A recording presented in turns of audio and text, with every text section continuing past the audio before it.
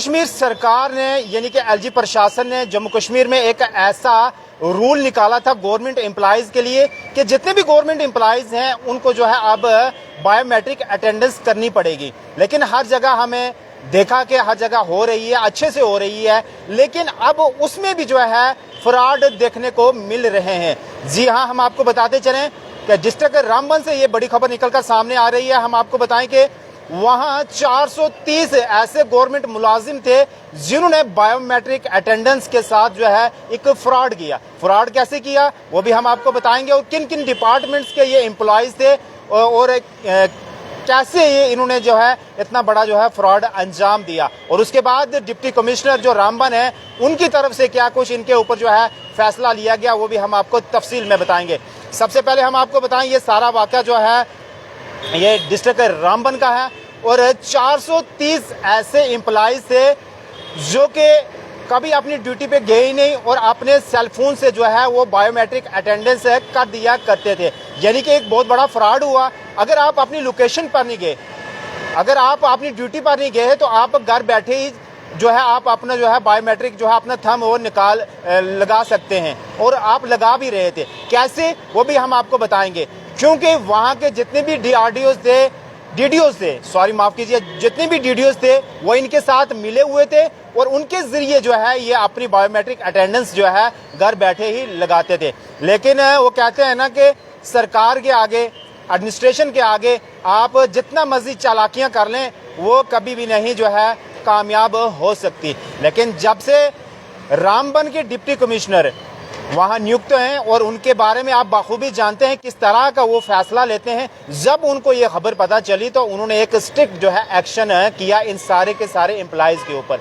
अभी तक इन सारे एम्प्लॉइज की जो है सैलरी विद होल्ड रखी गई है और उसके बाद जो है कार्रवाई भी जारी कर दी गई है। अब हम आपको बताएं कि कैसे अटेंडेंस कर रहे थे और किन किन डिपार्टमेंट से ये 430 एम्प्लॉइज जो इनका ताल्लुक था। हम आपको बताएं सबसे पहले जो कि शीप हस्बेंड्री डिपार्टमेंट के कुछ एम्प्लॉइज थे, उसके बाद फिशरीज के थे, sheep and wool development office, और उसके बाद हेल्थ के थे, उसके बाद district child welfare committee, agriculture office के, ये सारे के सारे डिपार्टमेंट के अंदर 430 ऐसे एम्प्लॉइज थे जो डीडीओज इनको घर बैठे एसएस देते थे और उस एसएस के बाद जो है अपनी ये जो है अटेंडेंस करते थे, यानी कि अपना थंब लगाते थे बायोमेट्रिक, तो उनकी अटेंडेंस हो जाती थी। और दिन भर की जो है सरकार को ऐसा धोखा देते थे कि भाई हम जो है ड्यूटी में हैं और हमारी जो है अटेंडेंस हो गई है।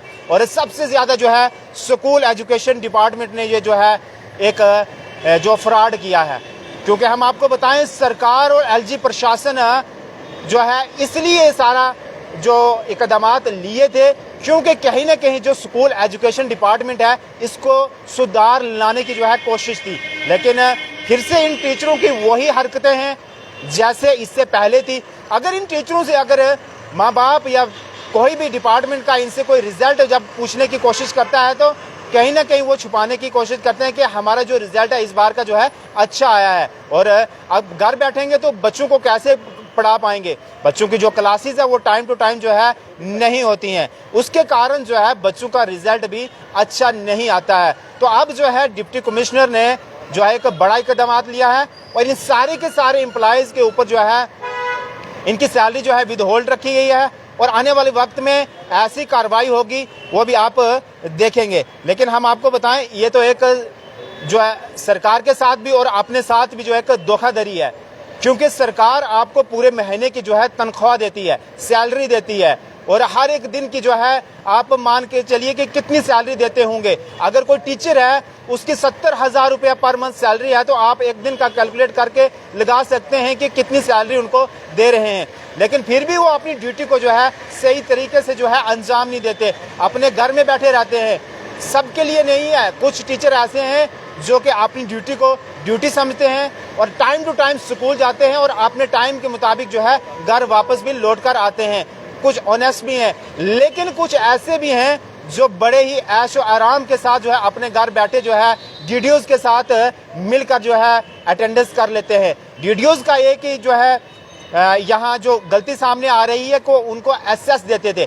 अब डिप्टी कमिश्नर और एडमिनिस्ट्रेशन ने, डिस्ट्रिक्ट एडमिनिस्ट्रेशन रामबन ने इनसे ये मांगा है कि आप किस इंस्ट्रूमेंट के तहत जो है ये अटेंडेंस लगाते थे वो भी हमें बताइएगा। जब ये पूरी की पूरी इंक्वायरी हो जाएगी और उसके बाद इन 430 एम्प्लॉयज के ऊपर आने वाले वक्त में क्या कुछ बड़ी कार्रवाई होगी वो भी आपको हम बताने की जरूर कोशिश करेंगे। लेकिन फिलहाल के लिए डिस्ट्रिक्ट रामबन की तरफ से बड़ा जो कदम लिया गया है, अभी तक इनकी जो सैलरी है विद होल्ड रखी गई है और सख्त कार्रवाई जो है इनके ऊपर अमल में लाई जाएगी। और हम आपको बताएं, इससे पहले भी हमने बहुत सारी इस रिगार्डिंग खबरें की हैं, लेकिन हाँ, अगर आपको सरकार इतनी सैलरी देती है, इतनी तनख्वाह देती है, फिर भी आप अपनी ड्यूटी को जो है एक ऑनेस्ट तरीके से नहीं अपनाते, तो उस सैलरी का जो आप लेते हैं उसका आप कैसे लाभ उठा पाएंगे। अगर मान के चलिए अगर आप मैरिड हैं, आपके बच्चे भी पढ़ रहे हैं, तो आप सरकार से जो सैलरी लेके उन बच्चों की जो फी भर रहे हैं वो कहीं ना कहीं जो है आपके साथ वो गलत है और धोखाधड़ी है सरकार के साथ। आपको चाहिए, जैसे ही सरकार ने ये एक नया ऑर्डर निकाला है, कम इसको 1 साल हो गया जिस तरह बायोमेट्रिक अटेंडेंस लगती हुई हर एक डिपार्टमेंट में होती है और हर एक डिपार्टमेंट का जो एम्प्लॉइज है इसको बड़े अच्छे तरीके से जो है वो अटेंडेंस करता है। हर एक डिपार्टमेंट में ऑनेस्ट ऑफिसर भी हैं, ऑनेस्ट एम्प्लॉइज हैं, लेकिन कहीं ना कहीं जो है कुछ लोगों के चलते कुछ लोग ऐसे होते हैं गलती करने वाले, उससे जो सारा का सारा डिपार्टमेंट जो है बदनाम हो जाता है। तो कृपया करके आप किसी भी डिपार्टमेंट से ताल्लुक रखने वाले हैं, आप अपने टाइम पे आएँ, टाइम पे जाएं। सरकार के साथ भी धोखा नहीं है और अपने साथ भी धोखा नहीं है। इससे आप जो है अपने आप को होशियार और चालाक मत समझिए। इससे पहले भी हमने आपको कहा था कि सरकार की नजरों से आप दूर नहीं हैं। आप जितनी मर्जी कोशिश करें अपनी गलतियों को छुपाने की, लेकिन सरकार कहीं ना कहीं जो है आपकी जो गलतियां हैं उसको निकाल कर जरूर बाहर निकाल लाएगी। अब इनके ऊपर आने वाले वक्त में क्या कुछ कार्रवाई होगी वो भी आप तक जरूर पहुंचाने की कोशिश करेंगे। लेकिन फिलहाल के लिए एक बड़ी खबर थी जो डिस्ट्रिक्ट रामबन से निकल कर आ रही थी। धन्यवाद।